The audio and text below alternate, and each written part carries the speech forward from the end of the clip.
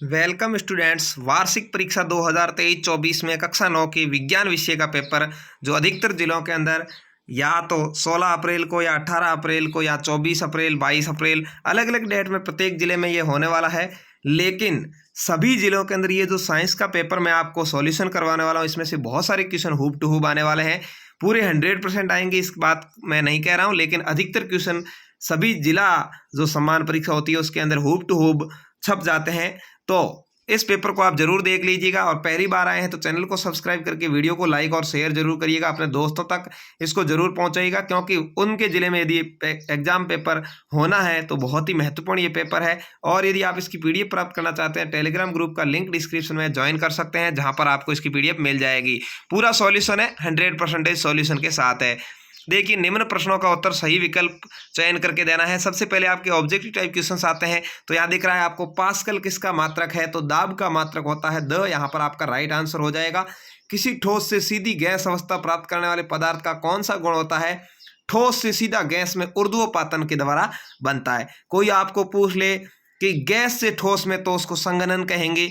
और कोई यदि द्रव से गैस का पूछ ले तो उसको वाष्पन कहते हैं, और ठोस से द्रव का पूछ ले उसको गलन कहते हैं। ये चारों ही तरीके हैं। तो सीधा ठोस से गैस है तो यहाँ ऊर्ध्वपातन हो जाएगा, आपका अ राइट आंसर है। धातु का गुण है, धातु का गुण कैसा होता है, ताप और विद्युत की सुचालक होती है, बिल्कुल सही है। चमकीली होती है, ये भी सही है। आघात वर्धनीय है, यानी उसके ऊपर यदि मार पड़ती है तो बढ़ जाती है, ये भी सही है। उपयुक्त सभी सही है, द आपका राइट आंसर हो जाएगा। अगला है ऑक्सीजन का प्रतीक क्या है, तो ऑक्सीजन का प्रतीक O होता है। रदरफोर्ड का अल्फा कण प्रकीर्णन प्रयोग किसकी खोज के लिए उत्तरदायी था, तो ये परमाणु केंद्रक की खोज के लिए उत्तरदायी था। अ यहाँ पर आपका राइट आंसर है। बोरोन की संयोजकता होती है, तो बोरोन की संयोजकता 3 है, और एक और बोरोन के बारे में पूछा जाता है तो वो 5 है, लेकिन यहाँ पर बोरोन की संयोजकता पूछा है जो 3 सही उत्तर है। सजीवों की संरचनात्मक क्रियात्मक इकाई क्या है, तो सजीवों की संरचनात्मक क्रियात्मक इकाई कोशिका है, वह यहाँ पर आपका राइट आंसर होगा। कोशिका का बिजली घर यानी पावर हाउस किसे कहते हैं, तो माइटोकॉन्ड्रिया है वो कोशिका के अंदर मुख्य होता है, पावर हाउस होता है। द आपका यहाँ पर राइट आंसर हो जाएगा। वह संयोजी ऊतक जो अस्थियों की अस्थियों से जोड़ता है क्या कहलाता है, स्नायु कहलाता है। स यहाँ पर आपका राइट आंसर है। अस्थियों को अस्थियों से जोड़ने वाला ऊतक होता है उसको स्नायु कहते हैं। अगला है पादपों में फ्लोएम ऊतक का क्या कार्य है, तो एक खाद्य संवहन यानी खाना पहुंचाने का काम करता है। स यहाँ पर आपका राइट आंसर है। किसी गतिशील वस्तु के द्रव्यमान और वेग के गुणनफल को क्या कहा जाएगा, उसको संवेग कहेंगे। और यहाँ पर आपका राइट आंसर हो जाएगा। ये बहुत सारे क्वेश्चन है जो वेरी इंपॉर्टेंट है और हूब टू हूब सभी पेपर्स में छपने वाले हैं। अगला है पृथ्वी के गुरुत्वाकर्षण त्वरण का मान ग्राम में कितना होता है, तो 9.8 मीटर सेकेंड स्क्वायर इसका मान होता है। स्वतंत्रता पूर्वक गिरती हुई वस्तु की गतिज ऊर्जा का मान नियत रहता है, यानी फिक्स रहता है, बढ़ता घटता नहीं है। अ यहाँ पर आपका राइट आंसर हो जाएगा। 12 और 13 दोनों में अ सही उत्तर होगा। कार्य करने की दर का मात्रक क्या है, तो कार्य करने की दर का मात्रक जूल है। ध्वनि की चाल अधिकतम किस में होती है, तो अधिकतम होती है आपको पता होगा ठोस में, और यहाँ पर इसमें से ठोस कौन सा है, इस्पात है, तो द आपका राइट आंसर हो जाएगा। इसमें ध्वनि का तारत्व निर्भर करता है आवर्ती पर, ठीक है। अ आपका यहाँ पर राइट आंसर होगा। श्वेत क्रांति का संबंध किससे है, तो श्वेत क्रांति का संबंध दूध से है। और खरीफ की फसल है तो उपयुक्त सभी बाजरा मूंग मक्का ये सभी खरीफ की फसलें हैं। द यहाँ पर आपका राइट आंसर है। तो इस तरह से आपके 18 क्वेश्चन है वो ऑब्जेक्टिव टाइप के आए हैं। उसके बाद में अब रिक्त स्थान वाले क्वेश्चन है उसको भी मैं हल करवाऊंगा। वेरी इंपॉर्टेंट ये क्वेश्चन पेपर है। आप 9th पास करने के बाद कक्षा 10th में आने वाले उसकी तैयारी भी हम बिल्कुल, जैसे ही आपकी 30 अप्रैल तक परीक्षाएं समाप्त होगी उसके बाद में 1 मई से ही इस कक्षा 10 की तैयारी भी शुरू कर देंगे। तो इसके लिए आप चैनल को सब्सक्राइब करके रखें। अगला है रिक्त स्थानों की पूर्ति कीजिए। देखिए यहाँ पर आया है कोशिका द्रव और केंद्रक दोनों को मिलाकर क्या बन जाता है भाई, क्या कहलाता है, जीव द्रव्य कहलाता है। गति का समीकरण है v बराबर यू प्लस ए टी है, ठीक है। क्या है, v बराबर यू प्लस ए टी। क्रिया और प्रतिक्रिया बल समान तथा विपरीत होते हैं, समान होते हैं और एक दूसरे के उल्टे भी होते हैं, विपरीत होते हैं। द्रव के घनत्व से कम घनत्व की वस्तुएं द्रव पर क्या करेगी, तैरती है। किसी वस्तु पर लगने वाला बल शून्य है तो किया गया कार्य भी शून्य ही होगा, ठीक है। जब बल विस्थापन की दिशा में लगता है तो किया गया कार्य शून्य होता है, विपरीत में लगता है तो उसका कार्य होता है। प्रति सेकंड पूर्ण की गई दोलनों की संख्या को आवर्ती कहते हैं। किसी तालाब में पत्थर का टुकड़ा फेंकने पर जल की सतह पर अनुप्रस्थ तरंग होती है, अनुप्रस्थ तरंग बनती है। इस तरह से जो लहरें बनती है ना उसको अनुप्रस्थ तरंग कहते हैं। अगला है आगार व्यावसायिक रूप में तैयार पादप पोषक है, इसका यहाँ पर सही उत्तर आगार है।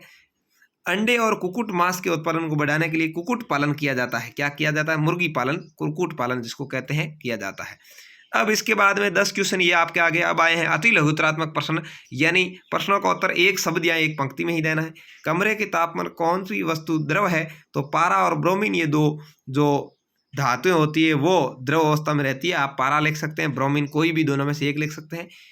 IUPAC का पूरा नाम होता है international union of poor and applied chemistry, यानी अंतरराष्ट्रीय शुद्ध एवं अनुप्रयुक्त रसायन संघ इसका नाम है हिंदी में।